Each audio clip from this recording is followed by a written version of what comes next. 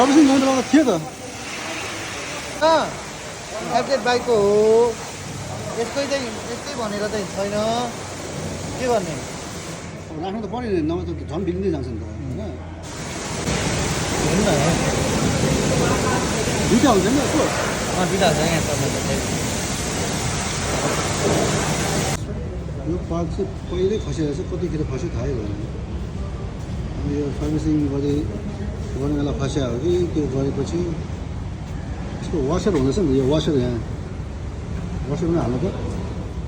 अनि अलिक बलियो बस्छ यो प्लेट र नट चाहिँ कसरी खस्यो भनेर म यो पहिलाको फोटो हेर्दै जाँदा म चितवन पुग्दा नै यो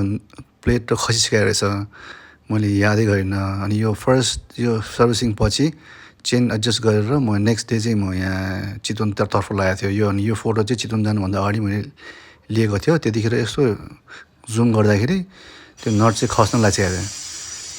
यसरी खस्न त पर्ने हो तर मेरो विचारमा एउटा वासर राख्न बिर्सेर खस्नु पुगेको जस्तो लाग्यो मेरो विचारमा